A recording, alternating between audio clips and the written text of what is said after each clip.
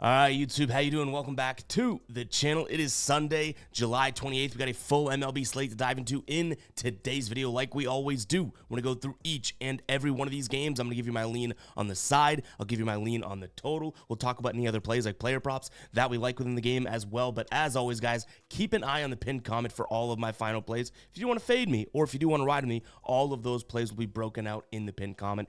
Everything we talk about in the video is the side or spot that I like and am strongly considering, but what I actually bet myself, I will put in the pinned comment.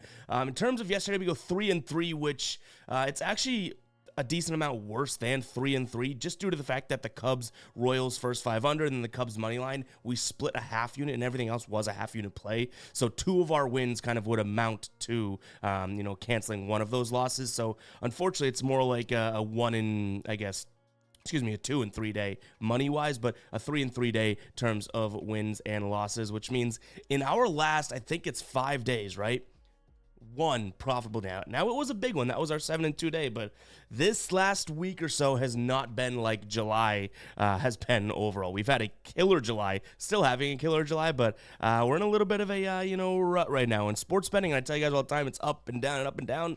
I hate to say we might be down right now, so maybe it's time to really think about doing that. But our ride of the day, we didn't end up pulling the trigger on one yesterday. Just kind of, had a bunch of things going on in Aaron's run yesterday, so we didn't end up pulling the trigger, but we will get back to it today. All you have to use is that hashtag ride of the day in the comments. I jump on board with whichever ride of the day comment gets the most likes. Then you get a shout out in the next video, win or loss. So get those hashtag ride of the days in there, and then look in the comments for any plays you like. Maybe you see one that you're like, that's a really good spot. I like the explanation, and I wouldn't have thought of it myself. Give it a like, because that's how we end up choosing the ride of the day. Let's go ahead and jump into today's slate first. Hit that like button, hit that subscribe button as well. We're approaching 81K.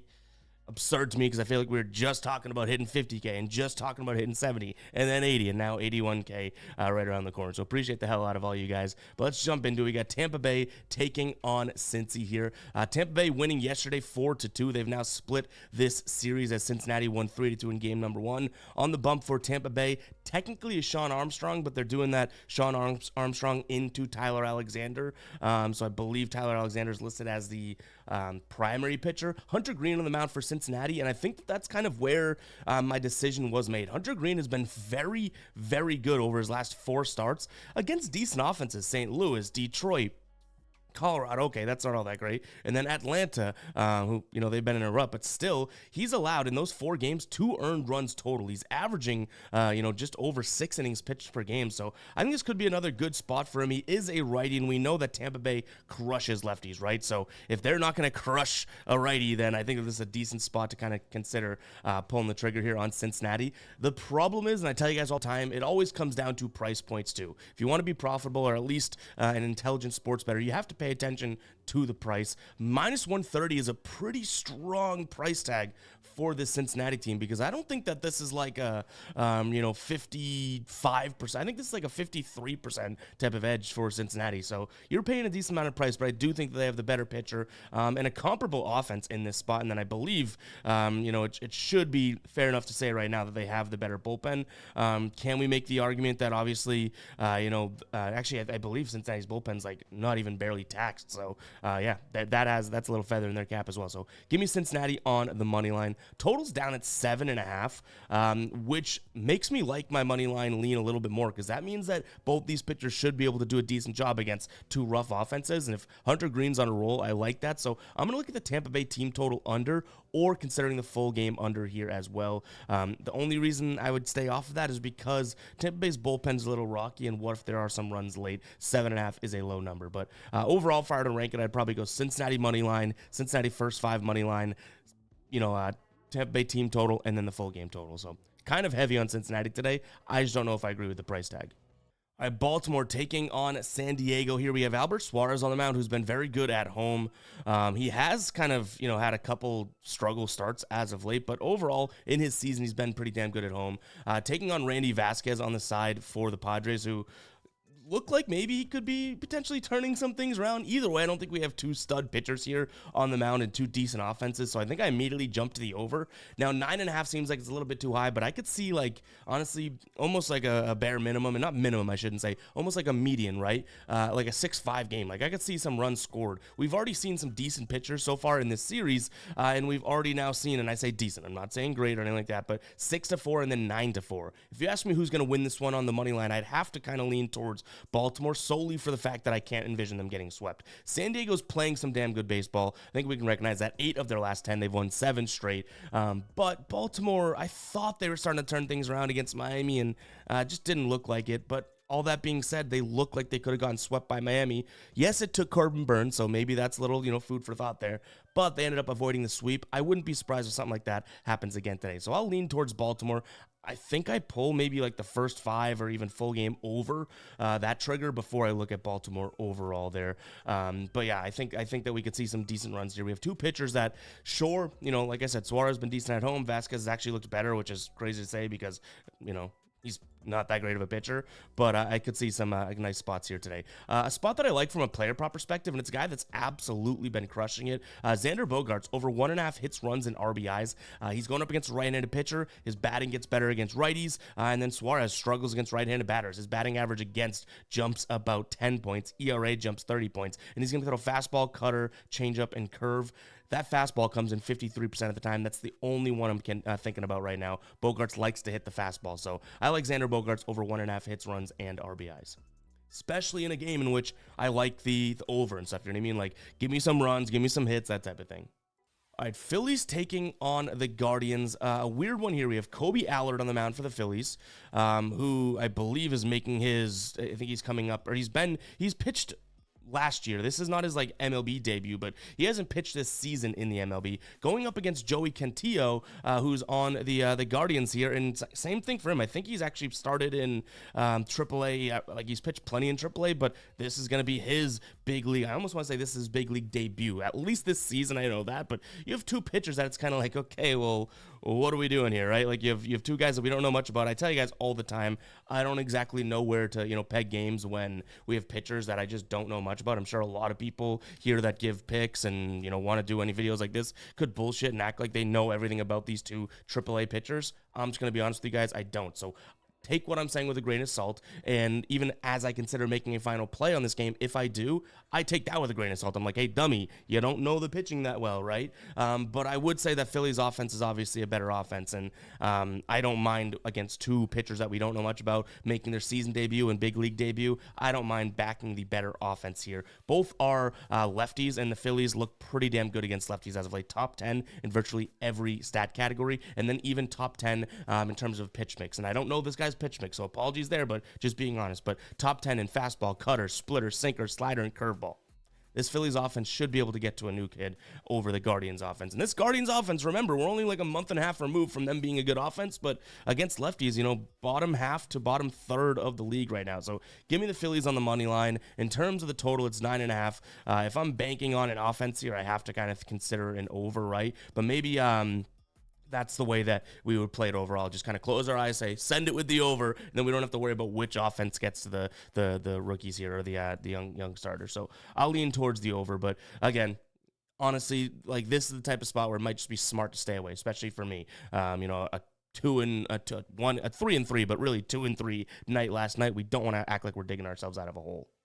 All right, next up, we have Toronto taking on Texas. One of our losses yesterday, I honestly probably would look at the numbers and look at that matchup and run it back again. So I'm not all that, bummed about it, in all honesty. The one I'm bummed about is Wyatt Langford. One hit yesterday. It's a double. All we were banking on, if you watch back the video, is me saying that he's not going to hit a double, right? So that's a little bit unfortunate. Today, I don't mind that Wyatt Langford under 1.5 bases again, okay? I could be double dipping into the wrong territory, and maybe he crushes us 2 days in a row, but I like him under again. He's going up against a right-handed pitcher in Barrios. He's worse against righties. We talked about it yesterday, and Barrios' ERA drops a decent amount when going up against right-handed batters. So starting off with a player prop there. In terms of moneyline play, I think I'm going to run right back to Texas. Like I said, I don't even mind the loss yesterday. It was 4-3 heading into the late innings. They ended up losing 7-3, so that box score is going to look a lot further away than it actually was. But Kevin Gausman was on one.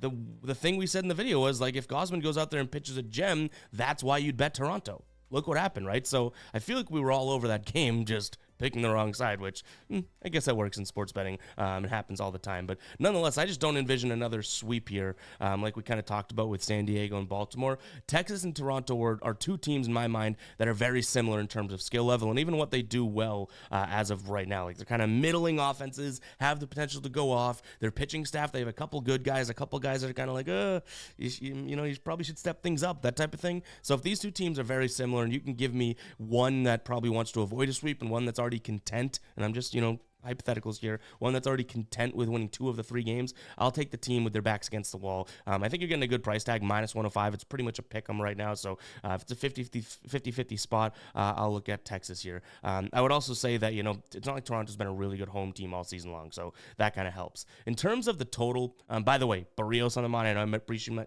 briefly mentioned that, and John Gray on the mound for Texas.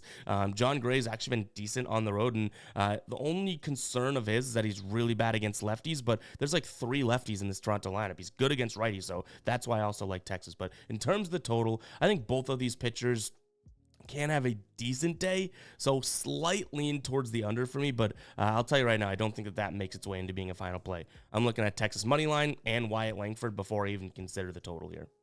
All right, guys, real quick, before we do dive into the rest of the games, I want to talk to you about Sleeper because they have a free square tonight. Red Sox, Yankees, Tanner Houck, 0.5 strikeouts if you sign up today with the link in the pinned comment. And I believe, I'm checking right now, they have a couple discounted squares live on the site right now. Yeah, Carlos Rodon, so that same game, his strikeout line has been knocked down to 4.5. They have another one, Garrett Crochet, his strikeout line knocked down. They're right at the top of the screen there. So if you guys are not signed up for Sleeper yet, today is a great day to do so. You get their Tanner Houck square, you get his opposition, Rodon, his strikeout line knocked down, and you get Garrett Crochet, who is one of my favorite pitchers in the league, his strikeout line knocked down as well. You also get your first deposit 100% match, so it's kind of a no-brainer if you ask me. I've been on Sleeper for years now. It is my favorite player prop app out there. They offer more lines. They also offer alternate lines. They offer more plays and players. All of the normal sportsbooks plays and lines, Sleeper offers as well. They don't rip things off of their app when they feel like they don't have good value. So go ahead and check it out. If you're sleeping on Sleeper, wake up. Go check it out. That link is in the pinned comment. You can also use code GUYBOSTON. You'll get all of those perks, especially that 100% of your first deposit matched. But just check out the link in the pinned comment. Easiest way to do it. All right, let's go ahead and move on to the rest of the slate now. All right, we have Detroit taking on Minnesota. Detroit was one of those spots that I really wanted to pull the trigger on yesterday, but what do I tell you guys? I'm not the biggest woulda, coulda, shoulda, or this shoulda hit. Like, if we didn't pull the trigger on it, yeah, we can kick ourselves, but there's a reason why, right? But overall, 7-2 win yesterday. Skubal throws 7 innings. Ryan pitched 6. Today, a little bit different. We have Bailey Ober on the mound for the Minnesota Twins, who obviously a good pitcher. Going up against, I believe, we have Alex Faedo starting, but Kenta Maeda as the primary pitcher. Obviously, some Sundays and whatnot can get a little wonky, so make sure to confirm the pitchers or at least check or uncheck, depending on your preference, the box on most sportsbooks that give you the option to say, hey, if the pitching changes, my bet gets voided, right? But in this spot, I do like the Twins. I think that this is a good spot for them. Bailey Ober is going to throw a ton of fastballs, a ton of changeups, a ton of cutters. I don't necessarily envision Detroit having a good time with him. They won their 19th in terms of runs above average when it comes to the fastball. The changeup they hit well, but the cutter they're okay against. So it's like nothing about this screams Detroit should go off. One thing I would also say and throw in there is that 74 plate appearances against this current Detroit Tigers roster for Bailey Ober, right? 31.1, so over 31% K rate. That's really good. An expected batting average 212, expected slugging 322, and an expected WOBA 235. So definitely some good numbers there. Now, Faedo, again, we don't know how many innings he's necessarily going to give, and then Maeda comes in, but still, we have the numbers here. 42 plate appearances against the current Twins roster, X batting average 191, X slugging 253, X WOBA 255. So all of a sudden, I start to look at that and I go, okay, Maeda may come in and muck this thing up, but how can we target these two pitchers to have good days when we don't know how many innings we're going to get? And I went, Nerfy. So Nerfy was the main lean in this one because, one, I like the Twins, but I think they're kind of priced out at this point. They have the better bullpen, the better pitcher, and should be the better bats today. So if you want to pay -170, be my guest. I just don't know if I necessarily want to. I could consider the first 5 run line, but then I think you're losing a little bit of the later innings value. So do with that what you will. But I think the Nerfy is going to be a play that we definitely strongly consider today, just due to the fact that it's a way for us to guarantee that Fado is at least going to see 3 guys, right? Again, Maeda's listed as the primary, Fado's listed as a starter. When those types of things happens, I'm not trying to guess how many innings he's going to get or anything like that. So to me, a Nerfy could be a nice little spot here overall, which kind of leads into a under, I guess, in a sense, because like I said, I think that Ober's going to have a good day. So maybe it's an under or Detroit Tigers team total under, but overall I'm probably just gabbing at this point. I think that the Nerfy / Twins money line / Twins first 5 run line would be the way that I would look at this no matter what. All right, Mets taking on the Braves here, and I'll be honest, I think that there's paths to both teams here. I don't know if I end up rolling with a bet in this one because it's kind of confusing. You have by far and away the better pitcher on the Braves side of things, right? You have Ronaldo Lopez going up against David Peterson, who's also been very bad at home, David Peterson. But from a batting perspective, like, you can't really say the Mets offense is worse than the Braves, right? You'd say that the Braves are worse than the Mets. Now, the Braves have a better bullpen.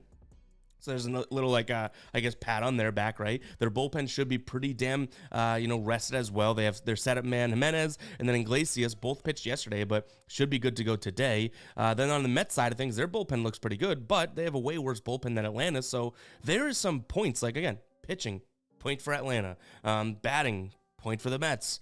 Bullpen, point for Atlanta. This series, I guess you could say home team Mets, there's a point there, and they've already won 2 of 3 games. I like the Braves today at the +100 odds, but I'm giving you kind of, speaking out of both sides of my mouth. Like, I'd be crazy to say that this should be a lock or an easy one or anything like that. Like, there's a way to get to both. If you think it's going to be an over, then bet the Mets. If you think it's going to be an under, then bet Atlanta. That's what I would say. If you want to judge the pace of this game, that's probably how you're going. So, like I said, I like the Braves, so I'm also going to lean slightly towards the under. Maybe we truly just back Ronaldo Lopez and say team total under for the Mets. We probably can get a good price tag for that as well. In a player prop I would consider, and again, we're kind of diving all into this, like back in the Ronaldo, I guess Lopez spot here, but Brandon Nimmo here, under 1.5 hits, runs, and RBIs / under 1.5 bases. Not something that I'm minding. He's worse off against righties, and if I don't think that the Mets are going to score that many runs, kind of correlates, you know what I mean? So we'll consider that play. -120, I think, is a fair price for that as well. All right, next up, White Sox taking on the Mariners. I would assume if you guys have been watching, you know exactly where I'm going with this one right away. I like the Nerfy, and I like it even more today, which, knock on wood, I like the pitcher for the White Sox more than I even do, obviously, the pitcher for the Mariners, because Garrett Crochet is on the mound. So, yeah, give me the Nerfy here in this spot. In terms of what I like overall, like, this total's way down there. Bryce Miller, obviously a good pitcher. He's kind of struggled on the road, though. I still think that the Mariners probably have a little bit of an advantage in this one, but not enough for me to want to consider the price tag. But what kind of stinks, and I do mean this stinks, is that you're looking at this, right? White Sox, Mariners. Mariners are underdogs. Like, I can't look at that and say, wow, time to pull the trigger on the White Sox. Like, no, both these offenses still stink. Yes, I think that, Garrett Crochet is better, but, overall, Seattle bats lefties better than they do righties, so it still makes sense how you can get to Seattle, but the price is, this is like a trap for me. It just doesn't seem to make sense. So probably sticking away from it, probably just rolling with the Nerfy and saying, hey, let's go with that. But overall, I would also say that the total of 7 seems a little bit too low. Not that I think either pitcher's going to get crushed, but, like, you're telling me that both these pitchers and bullpens couldn't have good games and the final score's 4-3, like, still a relatively low scoring game overall. I mean, Christ, we've seen 10-0 and 6-3 so far in this series. So are Seattle's bats that cold? I don't know, but I don't think that I'm going to be walking into a spot in which I think is like a nice value spot for Seattle, taking them at -104. And then even going into this, I saw Crochet on the mound, and I'm talking, last night, early this morning before seeing the odds, I was like, let's go. Seattle kind of offense has probably expended themselves. Here's a good spot for the White Sox. I see them as favorites. I'm kind of like, damn, there goes the chance to get a plus money roll of the dice in the White Sox. So all that to say, I think the Nerfy is the only thing that I might touch in this game, because even 7 seems like it's a low number. I could see them kind of getting to 4-3, but would it also shock me?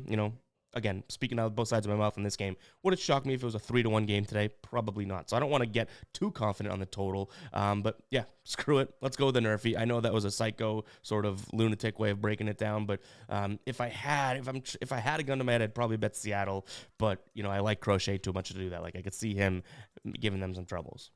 Actually, I would also say, if at any point today the White Sox encroach into the plus money, that's probably where I'd actually like to roll the dice, especially like a first 5 money line type of thing. So I want to keep an eye on these odds. The Nerfy, I can pull trigger right away. Minus 145 on FanDuel. I don't think it's going to get any better than that. So yeah, that's probably going to be the main play, but I'll keep an eye on those odds. All right, KC taking on the Cubbies here. I will say about this one, I'm kind of kicking myself for taking the half unit and splitting it. So we had a quarter unit on the Cubs money line and a quarter unit on the first 5 under. This is a spot I really, really liked yesterday, and honestly, I should have been a little bit more bullish on it and maybe split a full unit or that type of thing, but it's in the past. Today is a new day, and I don't like the Cubs today.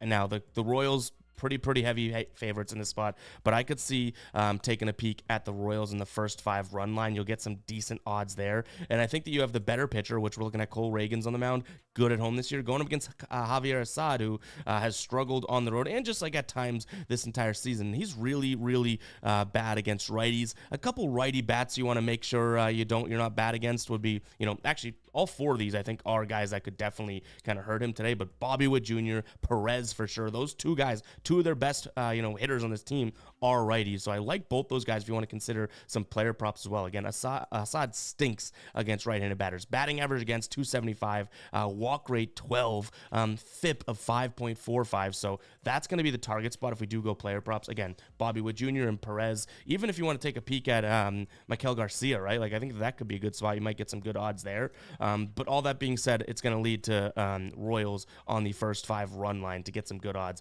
I'll tell you what that is right now in terms of odds: minus 0.5, minus 120 on FanDuel. So that's a little bit more pricey than I thought, but I still think that's in a range of a potential pull of the trigger. So keep an eye on the pinned comment. Could be something that we pulled together there. In terms of the total, I like the Royals team total over.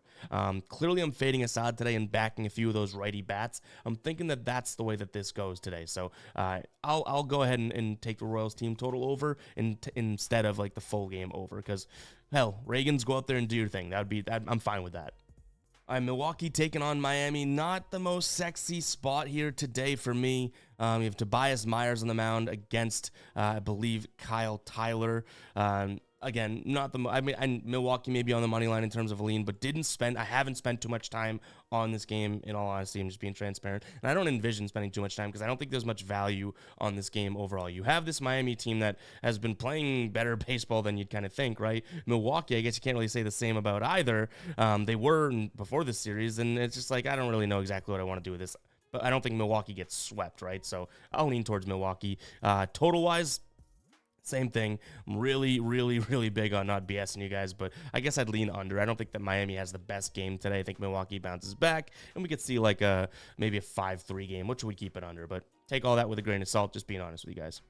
Which, isn't it crazy I say that? I say just being honest with you guys, and I'm clearly admitting that, like, I didn't put the effort into this game, and we still get comments every day of, like, why the hell would you even talk about the game then if you don't have a strong opinion and all this? And I know plenty of you guys have heard this, and it's music to your ears or it's a broken record. I always say I'm not going to fake confidence for content, right? Like, I'll talk about every game because, first off, that's the format of the show. Like, duh. Second off, it's the format of the show because I love talking about all the games, and we talk about them and then get some comments about, like, oh, well, actually, in that game, I like this. Like, we're not just giving 3 picks. That's what we do when we're on vacation, right? We do the short hybrid videos.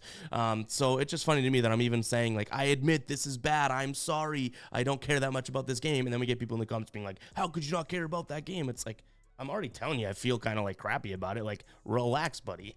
But nonetheless, yeah, that's what this is. Sorry. You know, Ranty Ev has to come out at some point in every video, right? Hopefully that's the one and only time, even though I know you guys sneaky love the rants. Which brings us to a nice little comment word of the day, huh? Comment rant if you made it this far into the video. I try not to rant too much, but sometimes, you know what? This dumb brain and this diarrhea mouth just goes blah, blah, blah, and says anything that comes to mind. You know what I'm saying? Next up, we got Houston taking on the Dodgers here. I do think that, this could be a good game because you have 2 really good bats. Now, Houston has looked a little bit better than the Dodgers just in terms of wins-loss. They scored all No, they scored like six. No, I think they scored all of their runs last night, like seventh inning and beyond. Maybe it was six. Don't quote me on it. But nonetheless, like Dodgers probably thought they had a win there. And then all of a sudden, Houston comes storming in. Today, we have Spencer Arrieta on the mound. So Spaghetti's going up against River Ryan, who we don't know too much about. Obviously, we've seen, but not seen all that much. I believe he has one start and one game pitched so far in the majors. And it was against, let's see if we could pull that up. I had it just up in front of me. Well, let's see. Whatever, doesn't matter. I do think that this is a spot in which we could see some offense because Spencer Arrieta Spaghetti, we don't love all that much, right? We faded him before and it's worked out. Now, he did go on a little streak at one point where he was pitching really good baseball, but I think that's over. Like, he has 2 of his last 4 starts. He's allowed 4 or more runs, and he's going up against a Dodgers team that is just a good team. So I looked at the over right away. In terms of a money line play, I don't necessarily love this spot. I'm not infatuated by it, but Dodgers for plus 110 in a spot in which I don't think that they lose 3 in a row. That could be a spot in which I strongly consider today. Right-handed pitchers, Houston crushes lefties. Very good offense against righties, but, the Dodgers are a better right-handed team. So, yeah, I think I consider the Dodgers' money line here just because you're getting plus 110 odds for them against a mediocre to bad pitcher. Like, I don't think that you get those odds every single day. I know that they have some injuries and bumps and bruises, but, yeah, Dodgers' money line for plus 110 is probably the only way that I look here. You know what I mean? All right, St. Louis taking on Washington. Tough one here because if you guys have been watching, and not that I've said this before, but I think I've almost done it every time he's pitched, I think I'm a big believer in fading DJ Hurts. He's on the mound for Washington today. Now, he's actually pitched okay, but somehow, some way, his team manages to lose. Their team is 1-4 in his last 5 starts. Miles Michaelis on the mound for St. Louis, who I don't love and I don't necessarily want to, get totally behind, but he has decent numbers in 51 plate appearances against this team, so maybe that's an okay spot. I'd lean Cardinals, but at that price, I don't think so. I like the Cardinals against the Nationals when we had Sonny Gray on the mound. I loved that spot. That ended up working out for the first 5, but this is a spot in which I probably say, hey, you know what? I lean Cardinals. I like them. I think that they have a better spot, better pitcher, potentially better bats, but not exactly going to want to, jump all in all over them. And one thing that I can admit is keeping me off of it is that DJ Hurts throws 52% fastball, right? The Cardinals down here. All of the pitches they hit pretty normal in the league, right? Not all of them, the main pitches in the league. 29th against fastball. So if he's going to throw a bunch of fastballs, maybe there is some value in looking at Washington today. Not for me, because you look at him on the road, you look at him on the season, you look at the bats. Like, I do think that we have a little bit of an advantage, especially bullpen as well, for St. Louis. But this is something that probably keeps me off of St. Louis altogether. It doesn't get me to Washington, but keeps me off it. By the way, if you guys didn't know, this is the dashboard, Ev's MLB dashboard that we built for the MLB season here. The way to get this is becoming a channel member, $2.99 per month. Like, yeah, that is it for all the information you're getting, just $2.99 per month by becoming a YouTube channel member. Link in the description. There should be a join button right next to the subscribe button on the channel as well. You can always message me if you're having trouble figuring out where it is and that type of thing, but there is a link. It says Become a Baller in the description, a couple lines down. So go ahead and check that out, guys. And then you get a link posted on the members page of our channel page every single day, which literally has every single game broken down just like we're looking at it right now. The only times there's some blemishes is when we have no data on pitchers and whatnot, like that Cleveland and Phillies game. But yeah, go ahead and check it out, guys. This is a great starting point for your morning routine if you're looking to where to bet, because you could come in here, not even pay attention to these names, right, or teams, and go, okay, where's my eye gravitating towards? Oh, the green, the red, you know what I mean? Like, you look at this from, what's a good example? Right here. You come in here, it's like, oh, clearly a pitching advantage for Kansas City, clearly a batting advantage for Kansas City because orangey red, greenish yellow, you know what I mean? So go ahead and check it out, guys. That link, again, is in the description, but there should be a join button built into the YouTube with app on your phone or on your computer. Now, total perspective, it's not anything that I'm obsessed with here. I probably lean towards the under because I don't believe in either one of these bats altogether, but I don't think that I'm going to end up pulling trigger on that myself. Sorry, Guppies. There's another one that I said I don't think I'm going to envision, even though I'm talking about it. My bad. All right, San Fran taking on Colorado. Hicks on the mound going up against Gomber. All I could say is for a total to be way down there at 7.5 is kind of perplexing to me. Now, I would say that neither one of these teams, are stellar when it comes to batting. I'm not trying to blow smoke up your you know what there, but we saw 4-1 in game, or actually 2 games yesterday, right? So 11-4, 4-1, and then like 5-1, right? I don't see how this game isn't like, these two pitchers on the mound, they should be able to score some runs. I mean, you combine the ERAs of these two guys and you're looking at, 8 runs already. Never mind the fact that they both have dog crap bullpens. Give me the over in this spot, but I have to be, I would say, actually. I must and have to be missing something as to why this total is way down there. The thing that I would probably think is because maybe doubleheader yesterday, they think the teams are tired. Could that be it? But either way, I really don't mind taking a peek at that over 7.5. I think the bullpens and the pitching shouldn't be good enough to suppress these offenses, even though these offensives are kind of like, shaky, but I still like the over. Money line, probably Giants, but look at that price tag, -205, not going to get me there.